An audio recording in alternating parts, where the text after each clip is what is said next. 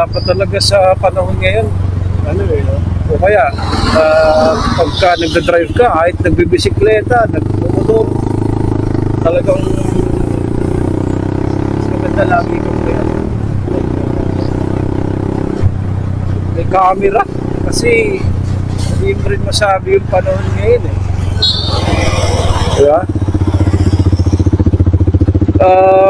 Napakadelikado sa road rage, diba? At may laban ka mo, gawin ka sa tama, ay makakita ko dito. Kasi dati naalala ko last month, over 31 yun, 2025. Binabaybay ko yung Santa Rosa. Tapos biglang may nagpa-flashing sa likod ko na SUV. Kala ko emergency, so kinauna ko na. Tapos nung nauna na siya, kinat niya na ako. Tapos hindi niya na ako pinalagpas. Tapos ginit-git niya ako sa kaliwa ko.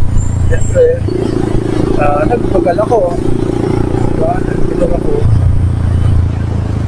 Kaso nilabasan ako ng baril. Problema, wala akong camera nun. Kasi, ang lakas din ng ulan doon. So, nadali ako para makasilong sa SM Santa Rosa. Pagdating namin sa harap ng SM Santa Rosa, nilabasan niya na ako ng baril. E di, in-stop ko na yung motor ko. Mag-hazard ako, pinag-stand ko yung motor ko, bumaba ako. Tapos, bumaba rin siya. Habang may sinusok-sok sa likod niya. So, ang ginawa ako,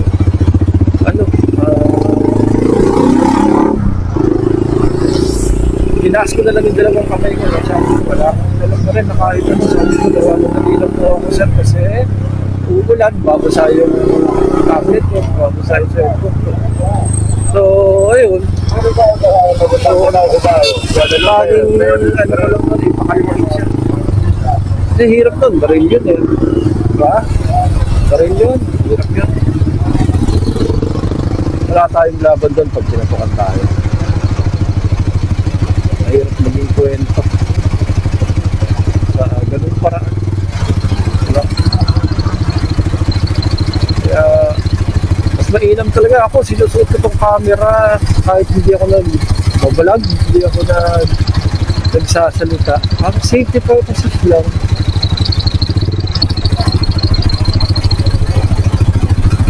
Para lang kahit pa paano may laban. Hindi ko na lang,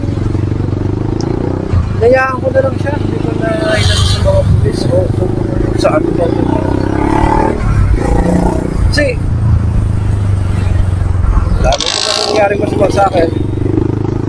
Pagkante, ginabayan tayo ng Diyos. Tapos pagkante na panatili kong kalma yung sarili ko. Tapos napakalma ko rin siya. Siguro na-realize niya na, ewan ko, baka siguro may tumarantado sa kanya sa kalsada na pagbinta ko tayo. Ako naman kasi wala akong nakakasabay na gano'n. Puro motor kami nun eh. Bigla lang siya sa likod ko, di ba kung saan siya galing. Grabe, sobrang takot talaga. Isip ko, katapusan ko na ba? Diba? Ayun. Dito na lang siya na-report sa pulis o kung saan. Kaya ako na lang. Nagdasal ko na lang siya.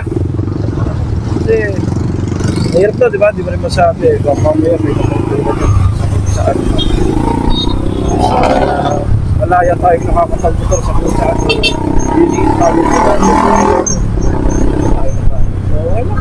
Nagbigay na lang tayo. Ayoko na rin kasi ng kabala. Gusto ko, dire-diretso lang tayo. Ayoko lang hintuan pa yung wala naman dapat hintuan. So, yun lang naman yung masishare ko sa mga camera. Magaya nito. Maganda talaga. Kahit hindi ganun kaganda, kahit hindi ganun kamahal. Importante meron kang panlaban sa mga nangyayaring hindi maganda sa kalsada na ikaw ay nasangkot, na wala kang mang kinalaman, na wala kang kasalanan. Kahit pangit na camera yan, kahit mura yan, malaking bagay yan.